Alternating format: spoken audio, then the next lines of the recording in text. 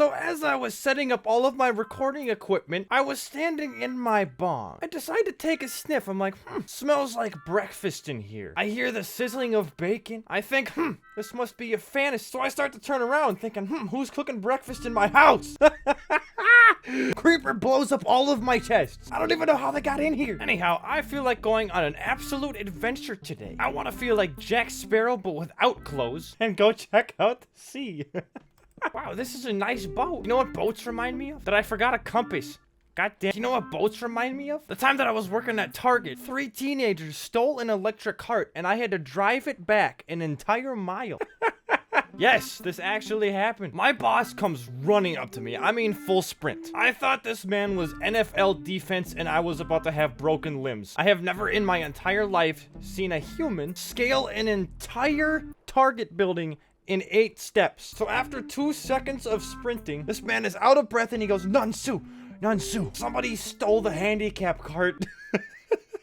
This man probably does coke. And we don't call the police. He simply looks at me dead in the eyes and says, get in my car. I said, oh, thank God, I've had a crush on this man for... So we drive an entire mile up the road. Mind you, this is the busiest street in my city. And we see 3 teenage women at the pace of a snail trying to get away on an electric handicap cart. I'm thinking to myself, oh my God, I love this job. So we pull up on the side of the road. I look at him, I go, how you want to do this? He says, watch this. This man jumps out and screams at them. No words. And those 3 just get up and start running. And I look at my boss and I go, how should we get this back? Do you want to pick it up, put it in your trunk? Mind you, he has a big enough truck. And this man just says, no, you can drive it back. I said, say less, chief, and I gave him a salute. So he drops me off. And this thing still had full battery. I did not know that electric handicap carts had nuclear power systems. I knew this trip was gonna take a solid 45 minutes. So I lit up a cigarette and I kicked my feet into the oh my God! I lit up a cigarette, stuck my feet in the shopping basket part of the cart, and I crossed street intersections full of cars just to make it possible for handicapped people to transport themselves around a Target shopping center. And they say I don't do work for the public. Oh, yo! Oh my God! But after 45 minutes of driving in this cart, I finally get back to the Target and my boss runs up to me crying, like tears of laughter. He goes, Nunsu, we got 28 calls stating that someone is driving one of our handicap carts around the city. One of them said that you look like the ginger pimp. Let me tell you something. He wasn't lying. So that's the story about how I was given the title Ginger Pimpin'. Alright, so since we found 34 diamonds, I let y'all down last episode. I didn't have a freestyle, but I think it's time, after 3 long months, for another freestyle. So recently, I've started teaching myself how to produce my own beats. And I often challenge myself. I give myself a weird situation, and then I try to recreate that situation through music. So I was thinking about Mario Kart, which made me think of Grumble Volcano, which made me think about being a pimp on Grumble Volcano. So I turned that into a beat. And now I'm gonna freestyle on it for you. Skirt, skirt. Hopping in the whip. Everyone behind me like I got a pack in this. Throw 'em off the edge, a whole lot of action. Like a first day, don't know what I'm packing. Then I'ma go to pull it out, then I'll put it back in. If she coming first, cause I let her happen. Only every time that I'ma come a second. Only every time that she coming seconds. Ain't dropped nothing and they calling me to go. Taking her to gave me, turning into go. Hop in a volcano, no sell up. Nah, y'all cannot afford. Skirt, skirt. Better drop a song. Like we in the ocean, diving in for song. Gonna get too drippy on a come up. Nonsu's back, yeah, tell them what's up. Nah, I ain't done, we still popping on. Got an album in the sky, like when's it gonna drop? I got a poker stick when I be falling, I'm a cop. Like a ticket tail, how I'm bouncing up and down. Ooh, ooh. Oh, that's fire. So when I was a lot younger, I thought it was absolutely hysterical to name my dumps. Like, I'd just fill the toilet bowl and be like, all right, that's Jerry. I can't make this up. So one day I had my buddy Austin over. I don't remember what we ate, and it's probably a good thing that I don't. Because remembering the formula for this monster would change the tide of the entire universe. I took the longest dump I have ever taken. I'm not talking time-wise. No, this thing was probably 1.5 feet long. I mean, after I finished, that thing posted up like it had a seat in my toilet bowl, and it was resting its head on the lid. This thing thoroughly looked like it had created a permanent residence in my toilet bowl. I had to think of an absolutely legendary name for this. So I stared at it for like 3 minutes in absolute awe. Then I realized I was staring at it for 3 minutes, and I said, okay, I'm gonna name it Guar. An absolutely monstrous name for an absolute monstrous dump. It was just fitting. It worked. Because of how proud I was, I let it reside in my household overnight. Something I had never done before. I showed my friend and even he was in awe. But I knew there was a certain point I had to let it go. So I flushed it. Now, here's where it becomes weird, as if it wasn't already weird. 3 days later, I get recommended an article on Facebook. It says lead singer of classic metal band dies. And I always get saddened by stuff like that because I love any kind of music. So I open up the article and I start reading. Lead singer of the band Guar has passed away. So I have to come out publicly saying this. I think that I am the reason that the lead singer of Guar has passed away. What was a tribute to the band ended up being their absolute demise. But seriously, what are the chances of that? Point is, use this power for good. If you ever take the biggest dump of your life, just simply name it after an abusive ex. Speaking of dumps, have you guys ever been to Wisconsin? You know what I noticed when I was driving through Wisconsin a couple months back? They sell booze at gas stations, and everyone drives better in that state. I live in Minnesota, and I can tell you guys, Minnesotans are terrible at driving. But let me tell you why I think Wisconsin is such a great state. It's not because of the alcohol in the gas stations. It's not because the people drive better. It is simply because of old people.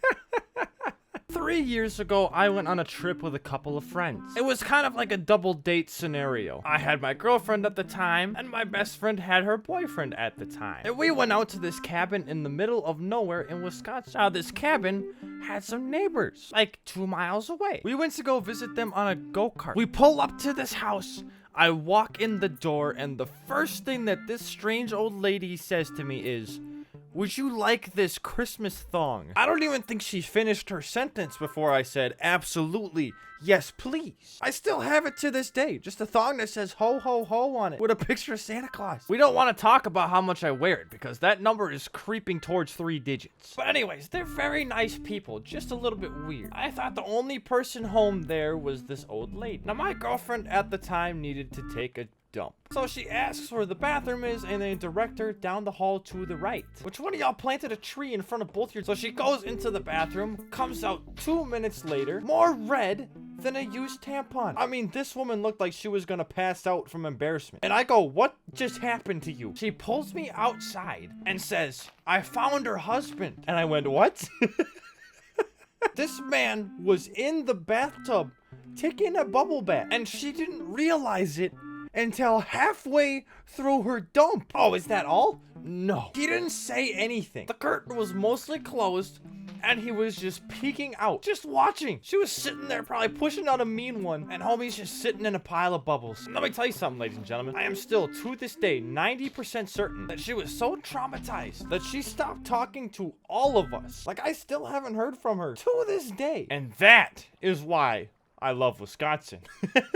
So a couple months ago, I was at work, and a pretty large majority of what you do at my job is loading trucks. How did you get up there? On average, I load about 30 trucks a day. Same drivers, everything. The process is simple. We load the product into the truck, we put this two-wheeler thing into the truck so that they can move their product, and then we take these load bars, we push it up against the product so that it stays in place. Now, all these trucks have doors connecting the driver area to the back of the truck for easy access. So what I'll do is when I'm loading the product, I'll get naked, but with clothes.